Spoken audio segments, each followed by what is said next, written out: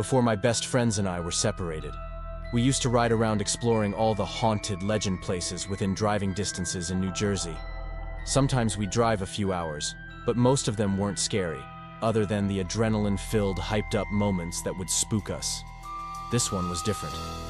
We were about 20, just out of high school, searching for an actually scary place to visit. One night, we stopped at a gasoline station for gas and snacks before heading out. As we joked about our spooky adventure, two creepy older guys, out of place and dirty, overheard us. They suggested a different road, mentioning a memorial statue for a plane crash deep in the woods where crazy things happen. Curiosity piqued, we decided to go to this new location. The road was immediately eerie. Woods on both sides, no streetlights, and a detention center in the middle of nowhere. We drove down the dark road, noticing fallen trees along the way, until we found the statue. To heighten the scare, we turned off the car lights. Silence enveloped us for a minute before a shadow figure emerged from the statue, moving unnaturally toward us. This figure was darker than the night and enormous, dwarfing even us, who were all over 6'4". Panicked, we sped away, but soon hit a dead end in a massive sandy clearing deep in the woods. Deciding to turn back, we stopped to collect ourselves. That's when I noticed white faces in the woods, surrounding the car. My panic spread to the others, and we floored it out of there.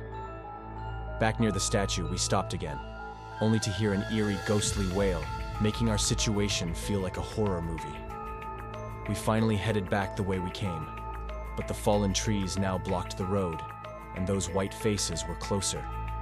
Our skilled driver managed to navigate the car on the edge of the woods, scraping by the trees to escape.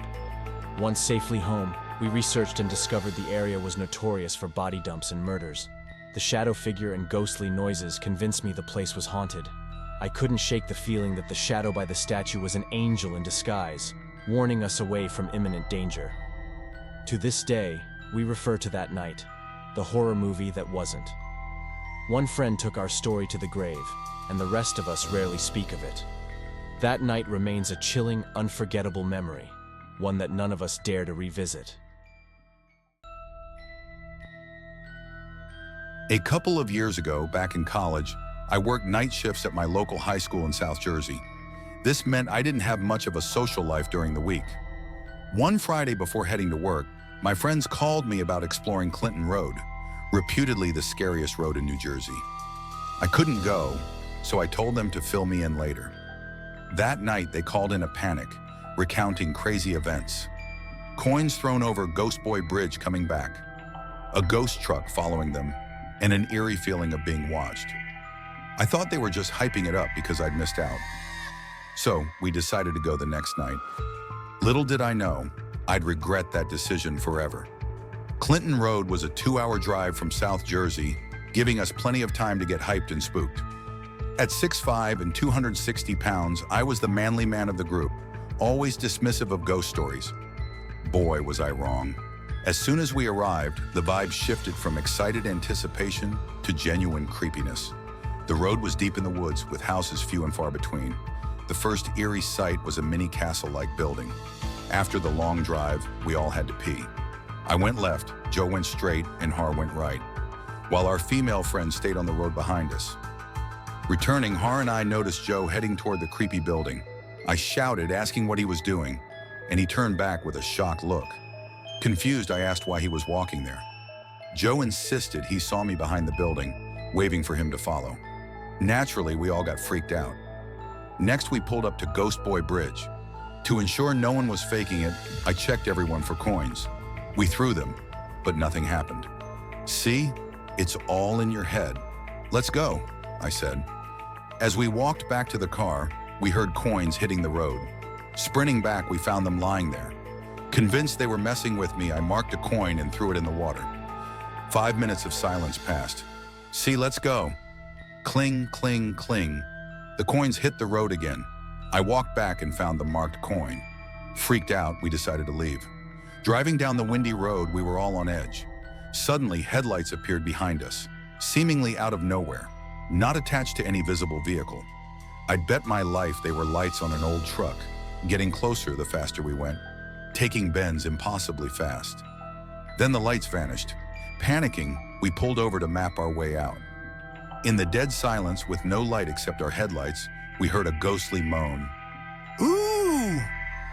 Then a woman in a white dress appeared beside our car and let out the loudest scream I'd ever heard. We screamed and sped away. Once back on the main roads, we researched Clinton Road.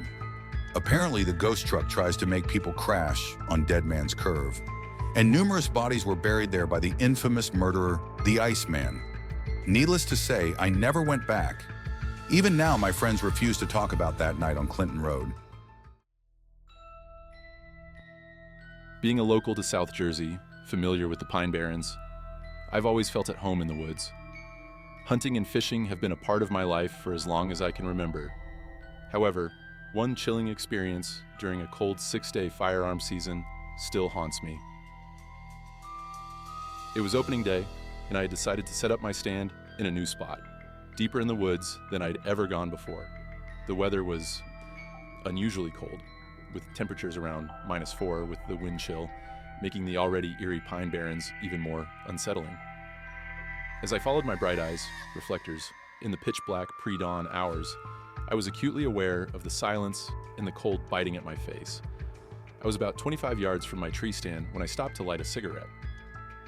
Standing there, alone in the dark, the only sounds were my own breathing and the faint rustling of leaves in the wind. Suddenly, I heard a grunt. This was no deer grunt. It was a full-blown, guttural snarl. The sound continued for a minute or two, echoing through the trees. My heart raced as I gripped my shotgun, loaded with 3 rounds, ready for anything.